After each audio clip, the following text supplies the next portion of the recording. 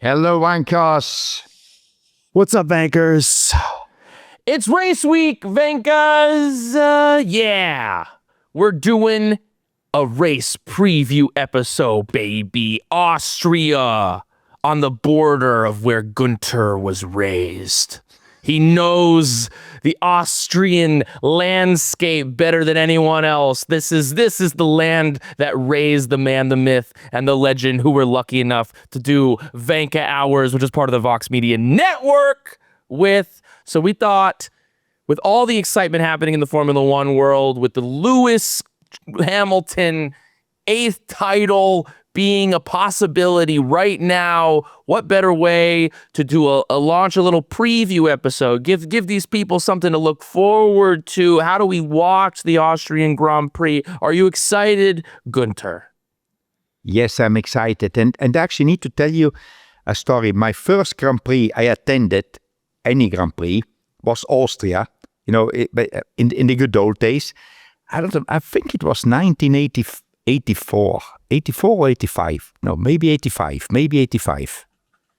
You know, I went there. I actually was in the army and shouldn't have left Italy, but I still went there, you know. I didn't care about it, you know. And I went there with two bodies. You went AWOL. Yeah, exactly, yeah.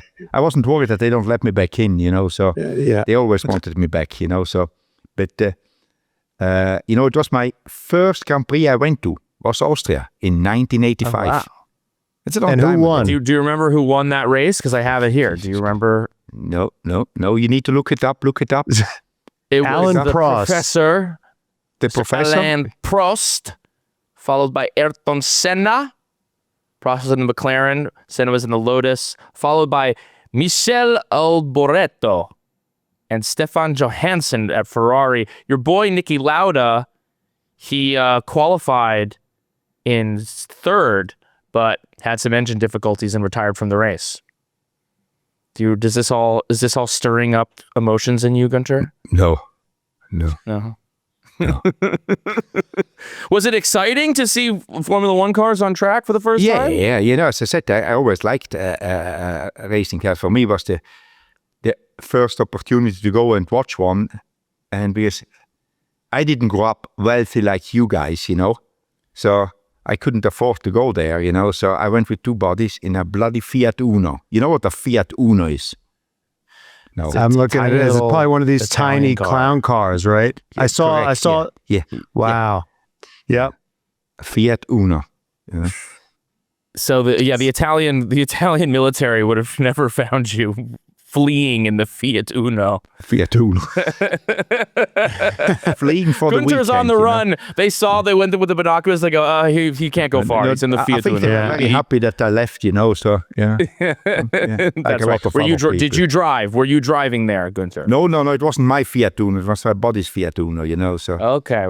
Yeah. Well, listen, this is why you tune. This is why we do the preview episode. We get a little Gunther lore up at the top. That's what we do it for. But let's get into this episode. Before we do that, let's cue the music. No Fox smash, my dog. I'm got the fucking Steiner and I'm back for more. No Fox smash, my dog. I've got the fucking Steiner and it's time for Vankahs, baby. Vankahs, baby. Vankahs,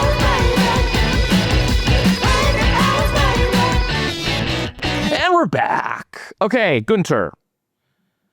Obviously, there's been a big shakeup in the Formula One world. Lewis Hamilton winning in Barcelona. There's a lot of talk about, is this the new championship contender? Is Ferrari back? They brought a ton of upgrades into Barcelona, and they're bringing new upgrades, including a new engine. The first upgrade of this, a duo situation. I guess the question for you, Gunther, is this real or is this Fugazi? This Ferrari and Lewis challenge. Is it real? I think it's real, but I think Mercedes will react to it as well. They are not sitting there waiting, let's Ferrari do what they want to do and we do nothing, you know. They will come, and obviously the hype now in the moment is with Ferrari.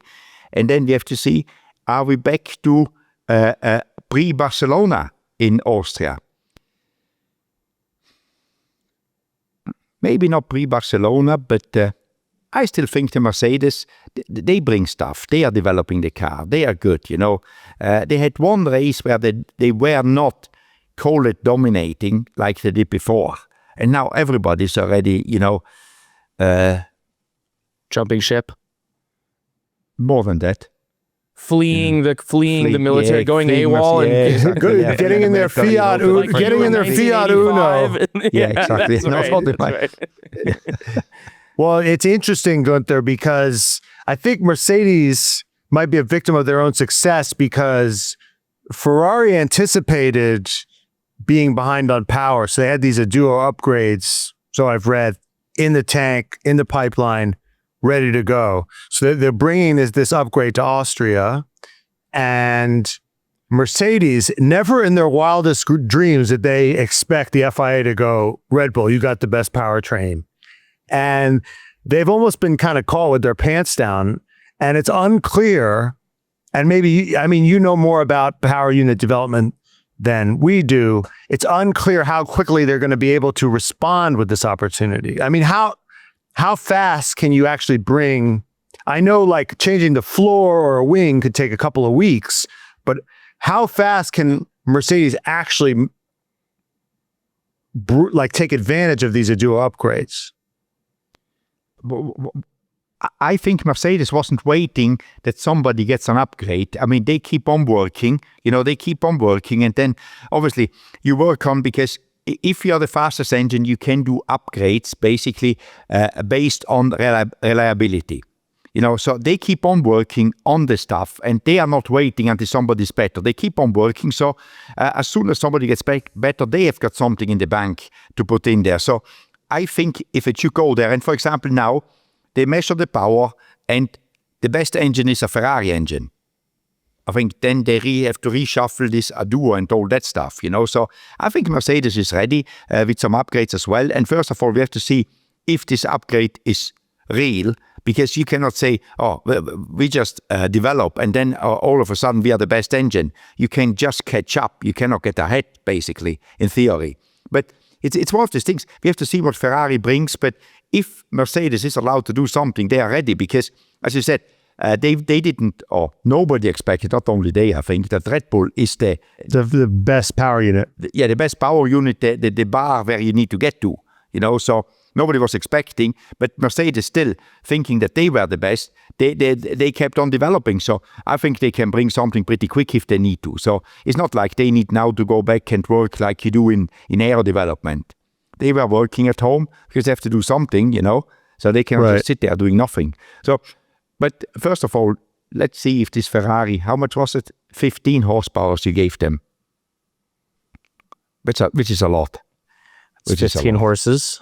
15 horses is not a lot of horses. That's a fair amount of horses. Yeah, going up the mountain, in Austria. Between 5 and 15, yeah. Yeah. Well, so there's the development war that's brewing and occurring in F1, and it seems like at the moment Ferrari seems to have that edge.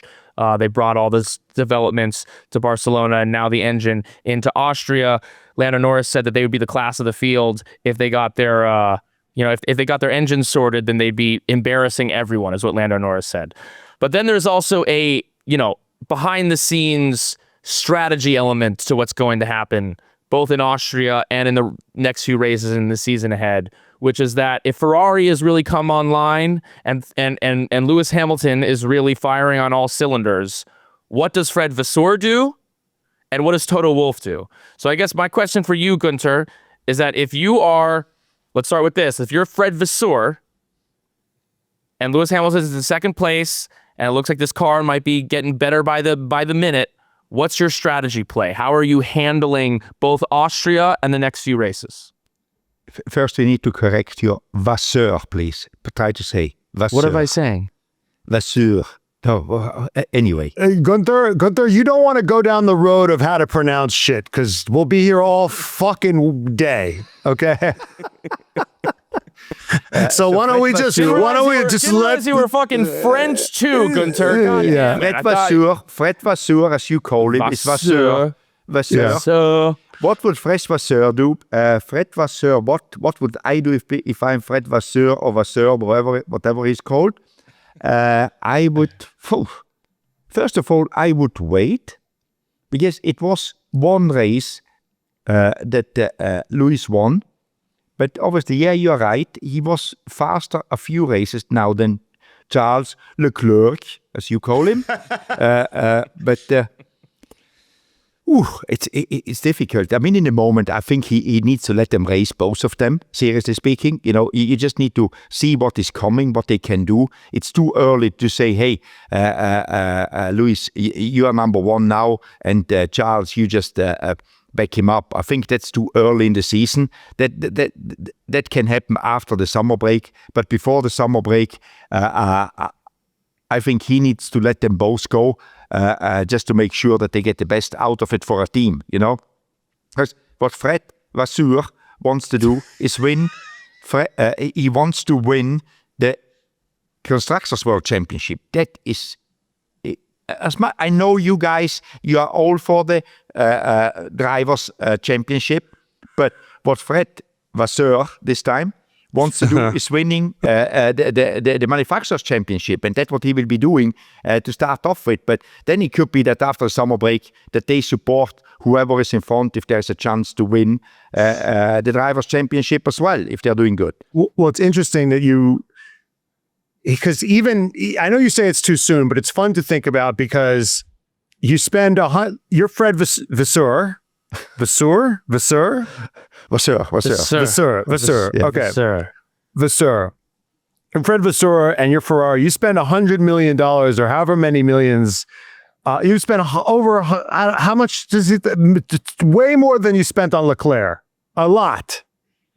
You backed up the Brinks truck for Lewis Hamilton, and he's looking competitive. So it's really tempting to just put all your eggs in the Lewis Hamilton basket. But you've now signed a long-term contract with Leclerc. So Lewis is sort of your short-term, oh my God, we have to go for this glory. Because I think if you win an 8th with Lewis, you've just created the greatest moment in maybe F1 history. But then you risk alienating who you've sort of by dint of this long-term contract, like he's your future. So how do you sort of, if you're Freddie V, how do you navigate these sort of short-term, because you don't sign Lewis for over $100 million to not hope to get him the 8th for that marketing opportunity. So, and you don't sign Charles for a long-term contract if you don't want to keep him happy for a long term. So how do you sort of navigate these sort of twin goals if you're Freddie V? So obviously you're thinking a lot more than Freddie V is thinking this thing out, you know. So you put all these things in. I pay him $100 million, and therefore he needs to win the 8 to get the marketing out. I think Fred, whoever wins him a world championship, he doesn't care if he pays him $1 million, $100 million, $200 million, and Ferrari is the same. They want to win, so take that one out. And as you say, they have the long-term option with Charles. So you're sure he cannot go anywhere anyway. So even if you piss him off for a year, who cares? He will be back. He cannot go away anymore.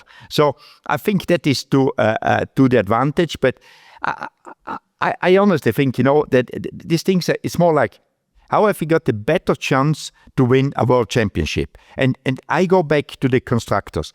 If Ferrari can win a Constructors World Championship, that you have got Lewis, Charles, and Freddie V. How would be Freddie V happiest if he wins a World Championship? Because the Constructors would be his, you know. So he would obviously wanting to win that one for Ferrari. So I just think it's one of these elements. He says, I need to wait a little bit to see what I do here strategically. But in the moment, they're all too close together. And there is one victory. Obviously, it would be a fantastic story for F1 in general if Lewis wins an 8 World Championship. It's a record, you know. Nobody's won 8, you know. And for him to go to Ferrari and win it in a Ferrari, I mean, what better publicity can you have than for anybody. So, but I think it's too early to say this is what it will go that way anyway. If it should, you know what I mean. If the star aligns, there where it will go. But here's our question: Can Ferrari? Do you really think Ferrari can win this constructors? Difficult. I don't think Mercedes will be sitting there and letting it slip away, because you must think Mercedes and Toto, they had for quite a while now, they didn't win one. So I think they're as hungry as Ferrari. I would say they are as good as Ferrari. So it will be a battle. And, if Ferrari continues to make the progress like they made up to now, they've got a good chance. But to say, okay, they are now the favorite, I wouldn't say that. I would say the favorite for me is still Mercedes, but the favorite by a little bit, not by a lot anymore. How much does this reliability concern you? I think Toto is more concerned than me about it, but anyway. So, no, it is something concerning. They lost a lot of points because of that, and that is the first thing you want to have, a reliable car, because, to finish first, you first need to finish, so... What I've read about the reliability issues, that it seems like it's a heating problem, that these batteries overheat, and if they get too hot, then they just shut off, they shut down. It looks like it's going to be hot in Austria. That can go, lots of different ways, but it looks like we got, I don't know what it is in Celsius, but, in the mid to high 80s for the race. Do you think that we could see potentially some more reliability issues from Mercedes in Austria? I guess it will be in the 90s, but anyway, it's hot everywhere here in the moment. So, depends a little bit if they worked. I mean, I think they found that one out when they had the first problem, but to fix a cooling issue is not so easy if it is under-dimensioned, the cooling circuit. Because otherwise they would have opened it up, because you can adjust how much cooling. So they will have worked on it, and it takes time, but... I don't know if they've got the new parts, and maybe they will never tell us if they change something in their cooling system. Because normally, if you have to cool more, you lose downforce. That is pretty normal, So that is the balance, Otherwise, why would you overheat? More you cool, less downforce you get. So it's a balance, but they will have worked on it, and I don't know if they had to design the whole cooling, or not the whole part of the cooling system new, or if they got away with just adjusting it. Okay, so you said if you're Fred, you're letting Lewis and Charles race, at least for the, the foreseeable future. If you're Toto Wolff, how are you playing this? What are you doing in Austria? What are you doing for the next few races? The same as Fred. I let them race, but I think he's getting closer to, if the Ferraris come close, he will, for him it's pretty clear in the moment what he's going to do. He has got one driver which won 5 races. It's like, okay, I think we need to back this guy. What about splitting strategies? Because he didn't do that in Barcelona. Because if he's worried, if he's as hungry as you say for the constructors, the very least he could have done in Spain was just say, okay, I'm not sure what to do right now. I'll leave one of you out and I'll bring one of you in, and I'll put one of you on the 2-stop, one of you on the 3-stop. And that would obviously screw one of them. He's just not sure which one in the moment. But that's how you hedge your bets, right? As a team principal, right? So do you think going forward he might be, if you were him, would you be more willing to, if you're in a position like they were in Spain where they could split, they might split, and one of the guys is going to win the race maybe? I think if on Saturday in qualifying, they can see that the Ferrari has catched up, I think they're going to do that for Sunday. I think they will really monitor where is the Ferrari. Is the Ferrari as strong as it was in Barcelona? And then they need to see where they are with their car, and they will find that one out on Saturday in qualifying, because there everybody is going full power. And if there were any games played before, he knows exactly where they stand. But I think if the Ferrari becomes a threat to winning the World Championship for Mercedes, he will start to play that strategy. That I think Mercedes and Toto want to win the Manufacturers' World Championship as much as Ferrari wants it. And if I think Toto will be more determined to get it done in whatever it costs, meaning that apply any strategy, not thinking about it, Doesn't care what kind of negative press he's going to get when one driver gets screwed. He doesn't mind a sort of papaya rules, Oscar Piastri, Lando Norris, where one driver gets the rub of the green and the other driver gets a horrible run of it. You don't think he can withstand that? He can withstand that, and he will be, if he wins the World Championship, he will justify it then. I mean, he doesn't have to prove anything race by race. For him, what he has to prove that he can win World Championships. That's what I think. Okay, well, let's talk about Austria. Let's talk about this track. Let's talk about the weekend ahead. It's a classic track, track obviously you went to in the 80s. Not a lot of turns in this track. Short track.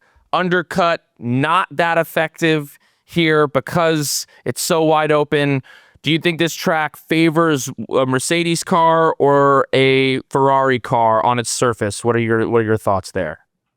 It sounds like you're an Austria GP expert. That's right. It all. Yeah, I mean. Listen, That's we're right, Fox Media now, okay? We're making our viewers more informed, okay? We're making our viewers 5% smarter as opposed to the 50% dumber they are after our race recaps. This is how this is carbon buybacks for our pollution. Yeah. What was the question? Because I forgot about talking shit. Does this track, do you think on its surface favor Mercedes or Ferrari or a McLaren or Red Bull? Does this track suit one of these cars versus another? I don't think that there is any. I mean, obviously, if Ferrari brings the horsepower they are rumored to have, that will help them a lot because this is a track where you need power. You need more. I mean, everywhere you need power, but with the uphills, it becomes more important. You need good traction. And good brakes as well. It's a lot of heavy braking, so a lot of heat, and will be a hot weekend. So I don't think we don't know who it favors until we see the cars coming out on Friday and actually how these upgrades work. If we go back and say we have got a Barcelona car, nothing happened since Barcelona, same car. I would, because I think Mercedes has got the best engine. I would think it favors their car, But we still don't know what Ferrari brings, except a lot of rumors. Oh, Ferrari obviously knows, but they don't tell us. They don't call Fred Vasseur doesn't call me up telling me what is happening with his engine. So right.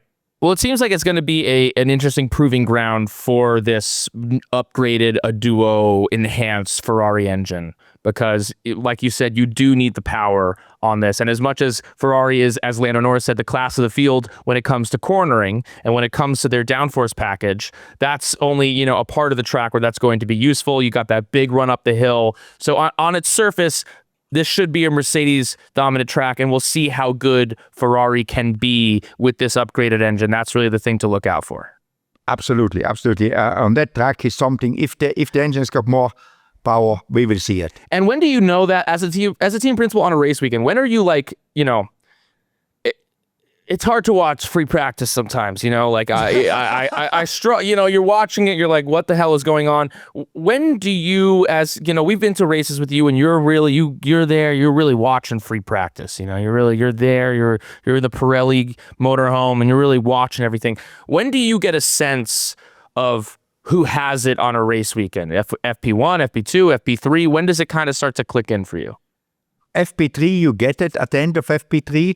And end of FP2, you get a good feeling of it, but FP3, you normally know because they go out and simulate a proper quali run. And over the years, you roughly know who is playing with the weight of the car, basically putting the fuel in. So in FP2, the good guys, they have got normally a little bit more fuel. Therefore, normally the field after FP2 is closer, then it ends up to being qualifying in FP3, because in FP3 everybody starts to take the fuel out, so the drivers can have a good feeling for the balance on very low fuel, on quali fuel, So, but normally after FP2, it's normally you get a good feeling what will happen the next day. Okay. I want to take you a short view back to the past. Austria 2018. That was a special Austria for you, Gunther. Do you remember what happened in Austria 2018? Yeah, we finished 4th and 5th, I think. Was that year? 4th and 6th. But I'll let you. Sure. No, once we finished 4th and 5th. When was that? That was the best Haas result, 4th and 5th. I don't know if it was all. It was Austria, I think. 4th and 5th one year. Oh, I think no. Oh, you're right. You're right. 4th and 5th. I had it wrong. No, you're right as normally, so okay. So it was Grosjean and Magnussen 4th and 5th. Yeah. So I guess you guys. I think there might have been. You guys qualified well too. I guess my question is, it was such an outlier result for you guys. What did you guys hook up? How did you guys rock up to Austria so well? Like, what was the key to mastering Austria that year? If we would have known, we would have repeated it afterwards. But and they would be still doing it, but nobody knows. In 2022, you had Mick Schumacher had one of his only points. You had a good 2022 Austria. You weren't terrible in Austria during your time. No, but I think, did we not? Once we broke the suspension because in Austria there were the curbs, the high curbs. Yeah. You remember, and they changed them because it was very dangerous for the. We broke the suspension one year. Did we not run out of brakes one year as well there? So we had a lot of good ones, but I can bring you up. I match it with bad ones, Right. So, right. Mm-hmm. But I don't want to be negative at all. But no, Austria normally it's. I don't know why it's right. With Haas, we always had it was a good ground for us to score points, So, but I don't think there's a big secret. But you have no idea why. No, honestly, no. And you can't look back. You can't, in hindsight, be like, "Well, we did this right and we did that right." I think 2018, the Ferrari engine was good, very good. Yes. And that helps there. That helps a lot there. The engine, as we said before. Was that the fuel flow year? No, that was the year after. No. That was 19, That was 19, Right. That was 19. When So maybe there was a little flowing. bit. Maybe there was a little bit of fuel flowing in 2018. 19 is when you got. 19 is when they got caught. You know what I'm saying? Yeah, you're right. Just saying, you are, typically. Yeah. Just saying, Yeah. For the Haas's of the 2026 grid, are there any teams that you're seeing who might have an advantage this weekend as opposed to others? No, not really. I wouldn't say. Obviously, if Ferrari brings the upgrade, I guess Haas has get the upgrade as well as the engine. That will help them, and so does the Cadillac. But otherwise, I don't think there's anything anybody has got special for Austria. It's obviously high downforce, but Red Bull's apparently bringing some upgrades. Maybe they're shedding some weight. They're not. I'm sure they're shedding weight. It's just how much, So, and I also want to speak to. There's been speculation about the thin air, and that might be a new challenge for these engines. Could that pose a problem for these engines? It's turbo engines. I think they feel it a lot less than aspirated engines. Obviously they feel it, but everybody's the same. It's more the cooling system because you have to cool more. And some cars the thin air, it overheats. Exactly. It overheats in the thin air, right? Yeah, and then you have to to put more cooling on, which, as we said before, it takes you lose air, you lose downforce, and some cars deal better with higher cooling than other ones. Some cars, when you put more cooling on, lose a lot more downforce than other ones, but we don't know that. And I think the teams know how much they individually lose, but they don't know what the other ones lose, and we just find that one out when we get there. But that could be one of the things when all of a sudden one car has got a better performance or opposite, a worse performance than expected.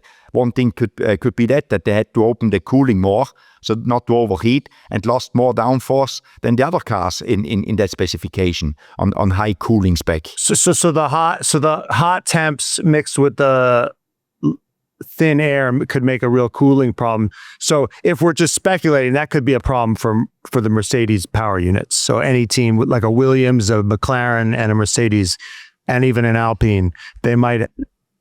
You mean with the battery cooling? But the cooling is actually not. The battery needs to be cooled with radiators, and how you do that, the teams are not the same. I mean, even if you're a Mercedes battery, you're cooling, you decide yourself how much you're going to cool the batteries.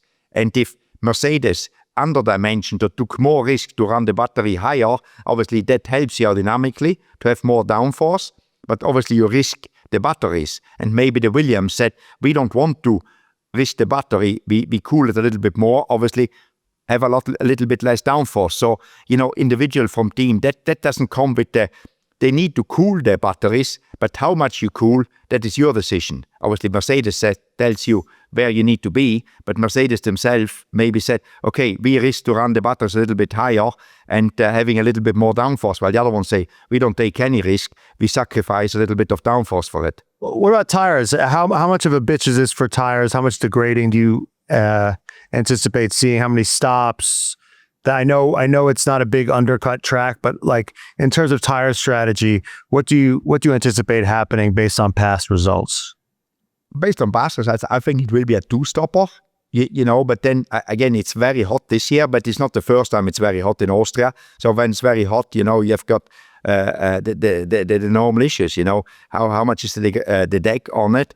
And the only way to find that one out is on Friday when they go out there and test how much is deck and come up with the solution. But normally, I would think it's a two-stopper. I also know that in the past there's been issues with track limits. They had to put in those like little strips of gravel because it's so big and wide there that guys will just like take a turn fast, go over. But do you think? I mean, we've seen. It's interesting. Kimi Antonelli, who's been our superstar this year, every now and again will really be flirting with the black and white flag. We'll really be flirting with some track limits. Do you think that maybe we get some 5-second penalties there, or have those little strips of gravel really taken away the driver's ability to push it too far? The track limits is my favorite thing to do. Therefore you're poking the bear here. So because I think this gravel thing, because now going on to you actually lose time. It's not an advantage anymore having therefore they put the gravel there, because Austria was one of these tracks. How many? I don't know how many turns there were. 3 or 4 where there were people going over the track limits, and it's just too much because you don't want to watch a race and then he got 1 track limit, he gets 2. So it's not interesting for the fun, the track limit. So to avoid that, you put gravel in, and it should make it less attractive for the drivers to go over. If they go over, they know they will lose time. It's not an advantage anymore. While if you don't have the gravel, it's an advantage because you carry more speed, So, I think there is still 1 turn where the track limits are quite heavy in Austria, but all the rest seem to be a little bit under control with this with the gravel. Okay, great. All right, we're gonna do some fan questions. Then we're going to do a couple gasser breaks, and then we'll do our predictions for Austria. This is a fan question. Who has more to prove in Austria, George Russell or Charles Leclerc? I think they both have to prove a lot, though. Who has more to prove? I think Charles, because he got what he wanted now. So, I think George never complained about the car. So, in a moment, Charles said this was not working, so he made a mistake in Barcelona after his pitching in Monte Carlo. I think he has more to prove than George in Austria. Yeah, I think people have already discounted. I think George is already in the bin. People have already thrown him away. They've written him off already. They've written him all, but Leclerc, he hasn't been written off yet, but he could be very soon. This could get away from him very fast. So I agree. Leclerc's under more pressure. Although historically, this Lewis hasn't been very good here, and Leclerc's won here. So we'll see. Yeah, I agree. The pressure's on Leclerc because listen, Kimi's Kimmy's the future, but he's still young. And George is coming off hey, I gained 18 points last week. I gained 18 points last week. Whereas Charles Leclerc, there's a sense with George that he could wrangle it back from Kimmy. Do you know what I mean? Like, Kimmy's got the ball right now, and there's a world where maybe George could get in there and rip the ball out of his hands. I don't know if Lewis Hamilton gets the ball and starts running, I don't know if Charles Leclerc's catching him. So I feel like he's got to get that ball back as quickly as possible before Lewis runs off into the distance with it. With the ball, yeah. I agree on that one. And historically, Ferrari does tend to coalesce around one driver, and then the other driver's just kind of fucked. Yeah, it's just toast. Yeah. Our next question is from Mr. Morgan Science. Will this be the track both McLarens will be competitive in again? I think they're a little bit behind in the moment, behind the Mercedes and the Ferrari. So I think, no, I wouldn't think that they can get up there again in the moment. What do you think's going on with them? Because they were like the kings of like mid-season development, and now Lando Norris is talking about, last year that McLaren car was like the beauty of the grid, right? It was the hottest thing on the grid, and now all of a sudden Lando Norris is like, that Ferrari's, that's a pretty sexy car over there. It seems like some shots fired at the McLaren chassis department that he's talking so highly of another car's curves. Can you, what do you think's going on with McLaren? Do you think that those comments from Lando Norris were pointed for a reason? All good things come to an end. That's what is happening. I mean, otherwise you've got, and I think that's a nice thing, that things change around because somebody's good one year, it doesn't mean that he's good next year. And I think that's what competition should be, And we all were surprised 2 years ago, actually, when McLaren came out strong. They were nowhere before and came out strong. But that doesn't give you a guarantee that you're always there, And they're not slow. They're just this little bit slower than the other two in the moment, So there is nothing bad going on at McLaren. It's just a big competition. And there is a lot of drivers which would rather sit in a McLaren than what they're sitting now, like Alonso. I mean, for sure, he will think that the McLaren's a very sexy car to sit in it, compared with his one. So I think it's just like, that's what the sport is about. But there is no secret or miracles happening. It's just like, hey, in a moment the other ones are doing good, and then maybe McLaren comes up with an upgrade again, like they did 2 years ago, and they're there again, So they just need to keep their head down and keep on developing. Okay, if only he ever had an opportunity at McLaren, Alonso. That's right. Anyway. Yeah. Let's go to a gas or brake. From Deanie J. Baby. Red Bull will make a comeback at their home race.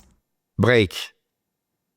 They were too far off that I think with one upgrade they can get ahead again, even with Max Verstappen driving. That's my thing. I'm going full gas. This is their home race. They're shedding weight. Max is motivated. Sorry to interrupt you. What is different between your home race and another race? I mean, do they know the air better? Or what do they know better? So explain me that one, you smart ass. Because normally you are the smart ass with me. So now it's my turn to bust you or So why you think that your home race is any different? Yeah, get him. Yeah. They care more about it. They're so more familiar. Faster if you care more. You're saying they are not caring. They put care into the fuel, Gunther. They whisper. They bring upgrades for it. They prioritize it. You don't think that they are thinking a little bit more about car performance and where they're going to bring their upgrades for their home race than fucking Baku? Then you're the fucking moron. They talk about this all the time. Ferrari, they really want to win Monza. Oh, he's leaving. My battery's lower then. Oh, no, you're just running away. How many Yeah, you're running times away. has Ferrari... Gunther's hiding behind his bad headphones. No. This Gunther, happened earlier. His headphones died during this recording, and now he's hiding behind his bad headphones. I've heard, Matt's calling how him many out. times have I read, Ferrari's bringing a big Monza update, or they have their own Monza spec because they really want to win Monza. It's more important to these teams. Yeah, but Monza is a special, you need a Oh, low Monza downforce special. kit. Yeah, Monza, it's a special. Monza special. Yeah. Monza special, but Red Bull just puts effort in to be fast in Austria. They don't care about the other racetrack. Brian, gas or brake? Shut the moron up. Oh my God! I feel like a child and my parents are fighting. Yeah. I am going brake. I think that there's too much chaos Obviously, going yeah. on. I think the duo from Ferrari, between Ferrari and Mercedes, and if this Mercedes engine is popping, then this is track that benefits it, then I think as much as apparently for Red Bull is the best engine on the grid. It's not going to happen for them, even with Max Verstappen's heroics. Next prompt. From Mr. Moran Science. Sainz will leave Williams at the end of this year. Brake. I think he would leave Williams, but where is he going? Audi. Some rumors There's about no seat Audi. for Audi. There's no There's seat at rumors- Audi. Hulk is still there a year. Bortoletti obviously is not going anywhere. So I think next year is too early. I think next year he's staying where he is because there's no better option. You don't think they'd throw him Hulk overboard? No. I think that's difficult to do in Germany, to throw a German out of a German team, I think that would be not a wise move for Audi. I would have gone gas, but I think first of all, Gunther's bullied me into disagreeing with him. Showing me the perils. Your character, which now you need to bully me, because I bullied you, No, where the fuck is he going to go? I think he wants to leave, but where is he going to go? He can't even go to Audi. How pathetic is that? I think he would maybe want to try to go to Alpine. You don't think he could weasel his way into Alpine maybe? I think that will be difficult. Well, the rumors. This isn't a gas or brake. Well, the rumors there is that Alonso's going to Alpine. And what do you think Everybody's about going that? to Alpine. The only ones that Well, going to Alpine is S3. It looks like. So everybody else is going Christian to Alpine. Horner's buying the team, and yeah. They will have 4 drivers, 3 team principals. So yeah. Mm-hmm. There are some rumors that Fernando Alonso that Flavio wants to save his boy from the Titanic that is Aston Martin. Do you think that there's any validity to that? Difficult to say. I mean, obviously Alonso doesn't want to go out like he's doing in the moment of Formula One. He wants to go out on a high, or as high as he can. And,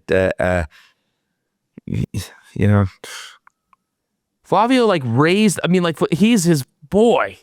Oh yeah, Like, yeah. It's like, Right? It's like he Isn't you must it's imagine Toto's that Flavio's looking at what's happening him to Alonso and being like, I can't let this go on.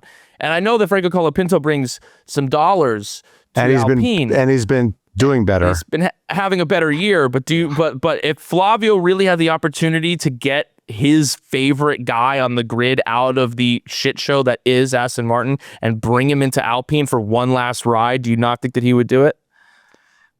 I would almost say yes, but then again, as Matt said rightly for once, Colapinto is doing better, and I think if he keeps on growing like this, Colapinto, he has a good chance to stay, because Gasly is no fool, and to be at his speed, it's pretty good, I think also back to Carlos Sainz. He why would Audi? I mean, from Audi's POV.